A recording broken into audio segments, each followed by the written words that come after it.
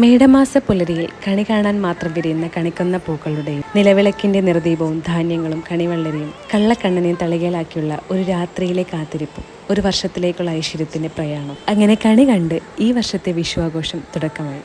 സുഖവും ദുഃഖവും നിറഞ്ഞ ജീവിതം പോലെ ഇത്തവണത്തെ വിഷു ഞങ്ങൾക്ക് സന്തോഷവും സങ്കടത്തിന്റെയും കൂടെയാണ്. ഇത്രയും വർഷം ഞങ്ങളുടെ കൂടെ തന്നെ ഉണ്ടായിരുന്ന ഞങ്ങളുടെ അമ്മമ്മ ഞങ്ങളുടെ കൂടെ കണി കാണാനും പടക്കം പൊട്ടിക്കാനും കൈനീട്ടം തരാനും ഒക്കെ മുന്നിൽ നിൽക്കുന്ന അമ്മമ്മ ഇല്ലാത്ത ആദ്യത്തെ വിഷുവാണിത് വീട്ടിൽ. അമ്മമ്മ ഇല്ലാന്നൊന്നും വിശ്വസിക്കാൻ ഇപ്പോഴും പറ്റുന്നില്ല. ഞങ്ങളുടെ കൂടെ എവിടേക്കോ ഉണ്ട് പുള്ളിക്കാർ.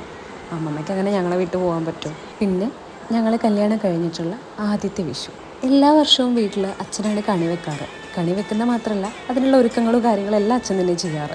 ഞാൻ ചില വീടുകളിലൊക്കെ കണ്ടിട്ടുണ്ട്, കണി വെക്കാനുള്ള കാര്യങ്ങളെല്ലാം തലേന്ന് രാത്രി എല്ലാവരും കൂടിയെന്ന് ഒരുക്കങ്ങളൊക്കെ ചെയ്തിട്ട് പിറ്റേന്ന് രാവിലെ ആരാണോ എഴുന്നേക്കുന്നത് അവർ വിളക്കൊക്കെ വെച്ച് ബാക്കിയുള്ളവർ വിളിച്ചെണീപ്പിച്ച് കണി കാണിക്കും. പക്ഷെ ഞങ്ങളുടെ വീട്ടിൽ അങ്ങനെയല്ല കേട്ടോ. എല്ലാ ഒരുക്കങ്ങളും കാര്യങ്ങളും എല്ലാം ചെയ്യുന്ന അച്ഛൻ തന്നെ. നമ്മളൊന്ന് കാണുക പോലുമില്ല. രാവിലെ എഴുന്നേറ്റ് കണ്ണുപൊത്തിയ കണി കാണുമ്പോഴാണ് എന്തൊക്കെ അച്ഛൻ ഒരുക്കിയിട്ടുണ്ടെന്ന് മനസ്സിലാവും. കണി കണ്ടു കഴിഞ്ഞാൽ പിന്നെ ബാക്കിയുള്ള പൂത്തിരിയും മത്താപ്പം എല്ലാം കത്തിക്കുകയും പൊട്ടിക്കലൊക്കെയാണ് പരിപാടി.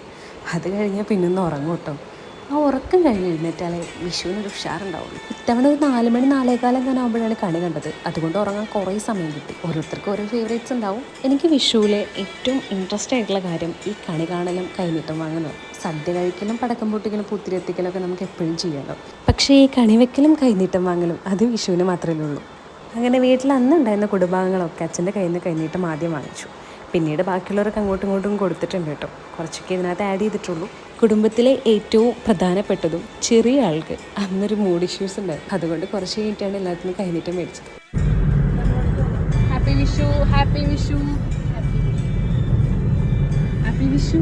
അങ്ങനെ കുറേ നാൾ കൂടിയിട്ട് ഞാൻ ചുരൽമല അമ്പലത്തിലേക്ക് പോവാണ്. ശിവക്ഷേത്രമാണ് നമ്മുടെ തൊട്ടടുത്തുള്ള അമ്പലം. നാട്ടിലധികം ഇല്ലാത്തത് കൊണ്ട് തന്നെ ഓണവും വിഷുവൊക്കെ വരുമ്പോൾ മാത്രമേ ഞാൻ ആ അമ്പലത്തിൽ എത്താറുള്ളൂ കേട്ടോ. അപ്പം നേരത്തെ പറഞ്ഞ ആളുടെ മൂടൊക്കെ ഒന്ന് റെഡിയാക്കി നമ്മളൊരു മുത്തശ്ശീനെ കാണാൻ പോവുകയാണ് കൈനീട്ടം കൊടുക്കാൻ വേണ്ടിയിട്ട്. പോയി വന്നപ്പോഴത്തേക്കും വീട്ടിലെ സദ്യവട്ടങ്ങളൊക്കെ ഏകദേശമൊക്കെ ഒന്ന് ആയി തുടങ്ങിയിട്ടുണ്ട് കേട്ടോ.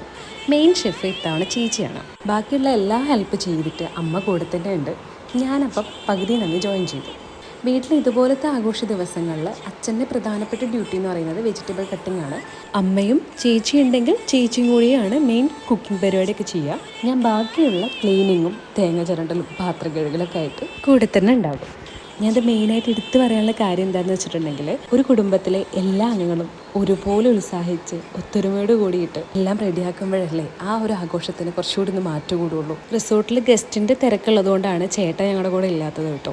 അങ്ങനെ സദ്യവട്ടങ്ങളൊക്കെ ടേബിളിൽ നിരത്തി വെച്ച് നമ്മളിത് കഴിക്കാൻ വേണ്ടി തുടങ്ങുകയാണ്.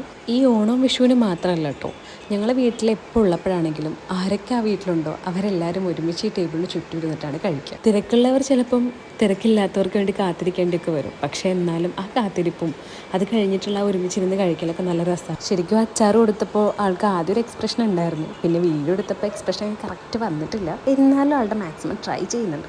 പച്ചടിയും കിച്ചടിയും കൂട്ടുകറിയും തോരനും അവിയലും സാമ്പാറൊക്കെ ആയിട്ട് 13 വിഭവങ്ങളാണ് ചേച്ചി തയ്യാറാക്കിയിട്ടുള്ളത്. ഡൽഹിയിൽ പോയി കഴിഞ്ഞതെല്ലാം മിസ് ചെയ്യുമല്ലോ എന്ന് ആലോചിച്ചാണ് എൻ്റെ സങ്കടം. സദ്യ കഴിച്ചു കഴിഞ്ഞാൽ അതേ ഇലയിൽ ഈ പായസവും പഴവും പപ്പടവും കൂട്ടി കഴിക്കുന്നത് എനിക്ക് ഭയങ്കര ഇഷ്ടമാണ്. ഞാൻ ശരിക്കും സദ്യ കഴിക്കുന്നത് ഈ ഒരു കാര്യത്തിന് വേണ്ടി മാത്രമാണെന്ന് വേണമെങ്കിൽ പറയാം. കേരള ഫുഡിനോടും സദ്യയോടുള്ള ആക്രാന്തം കാരണം ഞാൻ നല്ലോണം കഴിച്ചിട്ടുണ്ട് കേട്ടോ. അതാണ് ബാക്ക്ഗ്രൗണ്ട് എന്നുള്ള ആ ഒരു കമൻറ്റ് നിങ്ങൾ കേൾക്കേണ്ടി വന്നത്. കേരളത്തിൻ്റെ പ്രധാനപ്പെട്ട ആഘോഷങ്ങളിൽ സെറ്റ് സാരി കൊടുത്തില്ലേ എങ്ങനെയല്ലേ?